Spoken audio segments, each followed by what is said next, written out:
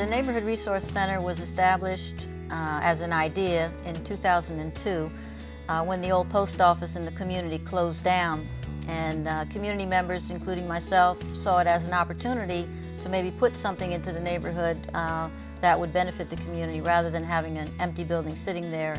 And so neighbors got together with the Civic Association and the business community there, and we started to kind of think about what could go into that building, and it was very rapidly decided that we would try to purchase the building and establish a nonprofit so that we could raise the money to do that.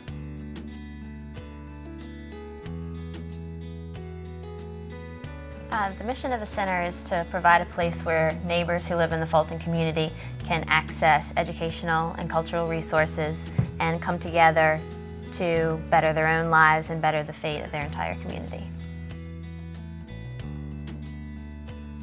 The center over the last 3 years has experienced some phenomenal growth. From the very beginning, when we had one staff member and a couple of kids hanging out in the afternoon doing art projects, to today when we are in the midst of completing a kitchen renovation construction project. We've started a full-day sliding scale Montessori preschool that's providing early childhood education for 16 little ones that are running around the center, and an after-school program that has blossomed into between 20 and 30 kids every afternoon doing art, dance, recording studio projects, gardening in the afternoons, and a whole array of things that they can think of in between. We've seen parents come in without GEDs and leave with GEDs. We've seen young people come in, children, preschoolers come in unable to verbalize, and then 3 or 4 months later they're talking up a storm, and they're able to communicate with each other in a social way that's better than I've seen many grown-ups do. Particularly in our after-school kids, they just develop a poise and a confidence once they've been in the center for a while that we didn't see in them when they first came in the door. So they kind of come in and they're trying to figure out what's going on, and some of them are kind of shy and not knowing what to do, and then others are just running all over the place. And after a few weeks, they figure out what the routine is, and then over the coming months, you start to see them stand a little bit taller when they finish their art project, or they get to go on a field trip to a place they hadn't been to before, and they're connecting what they did in the art class to what they're seeing in an art gallery, and really making those connections to, well, I could do that back at the center. And they really get excited and start believing that they can do anything, that their art could be hanging in a gallery one day too.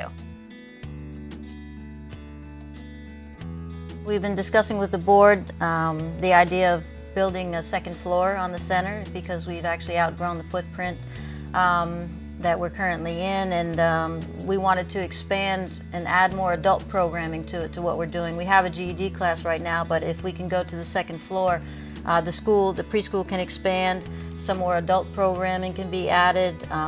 We've been thinking about an alternative medical center where alternative methods of healing can be introduced into the community and made available. Again, everything at the center is either free or sliding scale, so that no person who is interested in growth of any kind would be left out because of that financial piece.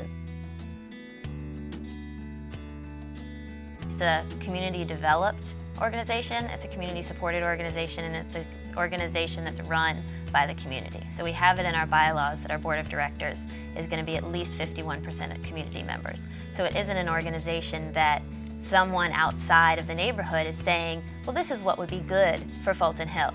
It's people who live in the neighborhood on the board, helping out with programs, coming in and seeing what the kids are doing, and then deciding what they think their neighborhood needs. And it's that level of community control that, for me, is the most important thing about what we do. We're in it for the long haul.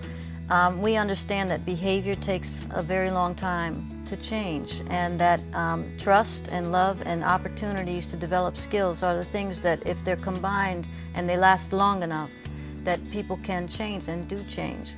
And we're devoted to that. And we have a staff that is incredibly patient and loving and can redirect children in a positive and productive way. And that is not the case in a lot of places. And we do it with volunteers too. We do it with tutors. We have people coming in and tutoring our children in reading, which they desperately need. And they're developing these incredible relationships with the children, and their reading is improving. They're doing better, you know, and it's because of the relationship as much as it is the skill. And we understand that. We're about it, and we're just a place where there's a lot of heart and a lot of goodwill. And those things together with some skill are just making a difference.